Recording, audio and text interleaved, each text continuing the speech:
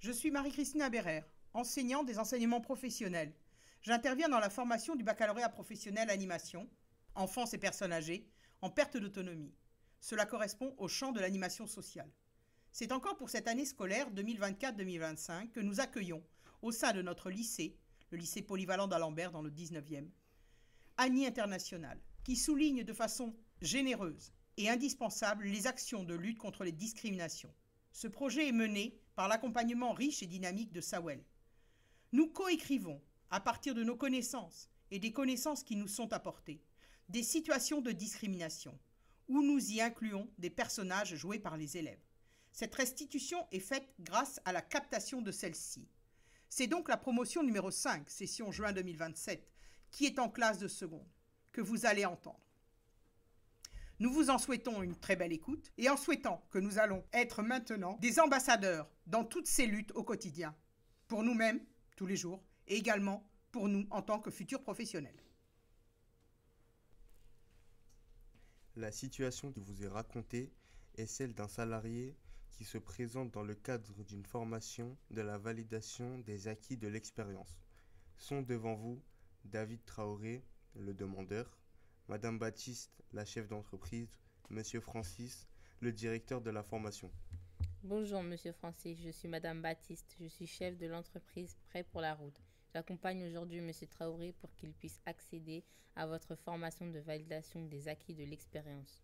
Bonjour Madame Baptiste et Monsieur Traoré, je suis heureux de faire votre connaissance. Pour cet entretien, je vais vous poser des questions. Bonjour Monsieur Francis, je m'appelle David, j'ai 38 ans, je me suis marié, j'ai 5 enfants. Mon expérience est la conduite depuis 16 ans des poids lourds pour le transport des marchandises. Pourquoi voulez-vous faire cette formation? Je conduis très bien, pas d'accident, pas de retard. Écrivez-vous les consignes en français? Je lis les plans, je suis à l'heure. Monsieur Traoré s'exprime avec difficulté. Savez-vous lire un plan de route? Je lis les plans, je suis à l'heure. Qu'est-ce qui vous fait penser que vous feriez un bon chef d'équipe? Je m'entends bien avec les collègues, je suis responsable avec Madame Baptiste. Au revoir Monsieur Traoré, je vous tiens informé au plus tard. Au revoir monsieur. Alors Monsieur Traoré, tout s'est bien passé? C'était un peu compliqué avec le français, mais Madame Baptiste, tu as confiance en moi. Ok, on va donc attendre ensemble la réponse de Monsieur Francis. Monsieur Francis refuse la formation à Monsieur Traoré car il considère qu'il ne maîtrise pas assez le français alors que c'est un très bon professionnel de la route. Là, c'est de la discrimination. Les solutions sont de faire appel au défenseur du droit.fr pour dénoncer cette situation. Nous allons vous présenter une jeune fille qui s'appelle Louise, victime de discrimination. Elle a 12 ans et elle est de nationalité franco-australienne. Isabelle arrive au collège pour y inscrire sa fille Louise.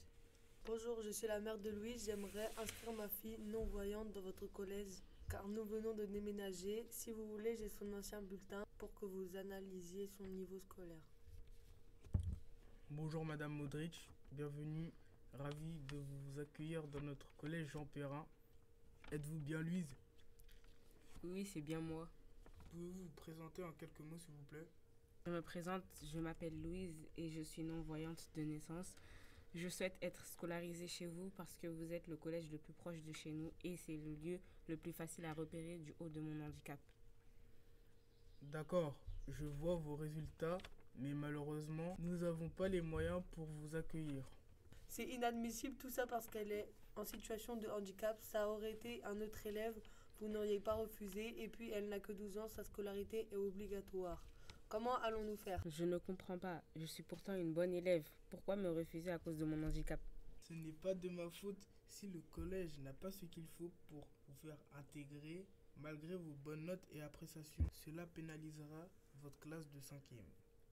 En conclusion, suite à cette rencontre, les parents de Louise ont fait appel aux défenseurs de droit et à la MDPH qui les a orientés pour trouver une solution pour la scolarisation de Louise.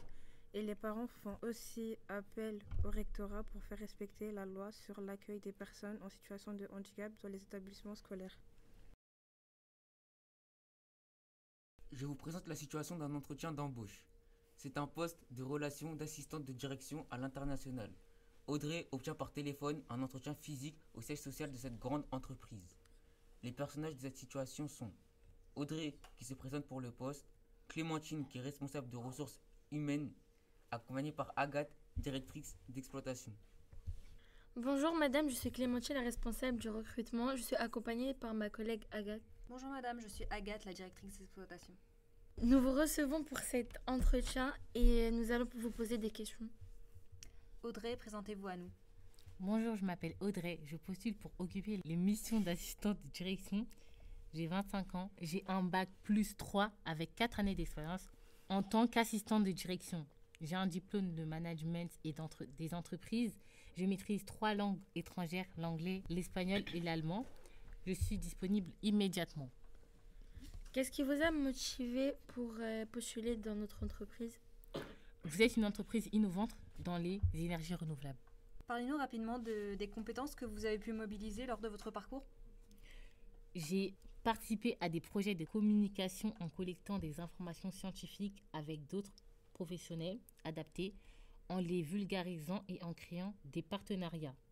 Vous maîtrisez l'outil informatique? Oui, je les maîtrise. Au revoir et merci. Au revoir, merci.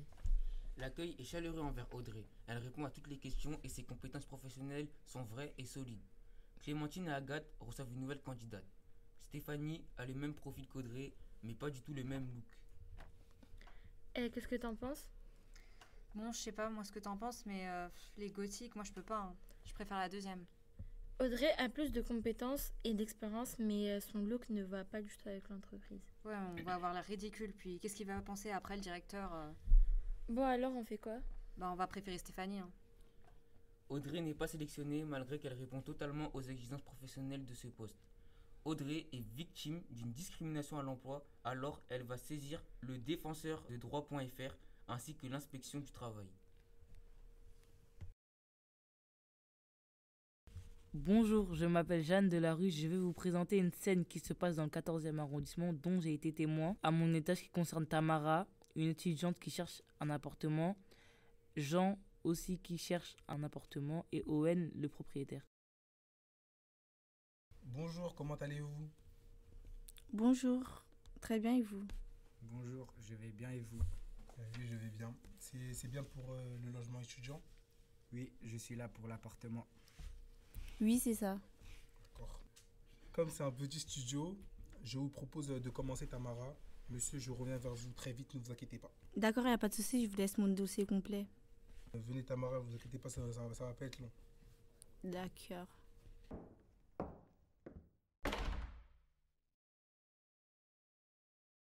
Alors monsieur, vous me donnez votre dossier? J'ai pas fini de remplir mon dossier, il me manque un garant. Pas de problème, ne vous inquiétez pas, ça arrive à tout le monde. Nous allons quand même suivre la visite, suivez-moi.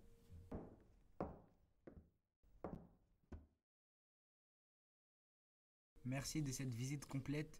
Pour tous vos conseils, vous m'avez beaucoup informé et merci de l'incroyable attention que vous m'avez donnée.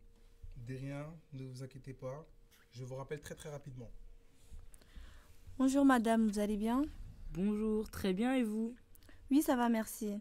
Je voudrais savoir si vous avez besoin d'une babysitter, étant donné que vous êtes avec une petite fille. Oui, ça m'arrangerait beaucoup, je vous l'avoue. D'accord, je vous laisse mes coordonnées. Ok, pas de souci. Après que Tamara soit partie, j'ai remarqué que Owen, le propriétaire, était encore en train de discuter avec Jean au sujet de l'appartement. J'ai entendu que Jean n'avait pas de garant et pourtant le propriétaire semblait très intéressé par le profil. Après en avoir discuté avec Tamara qui m'a raconté sa visite expéditive, nous nous sommes demandé si Tamara n'était pas victime de discrimination raciale au logement. Dans ce cas, si vous êtes victime de discrimination, rendez-vous sur le site défenseurdedroit.fr.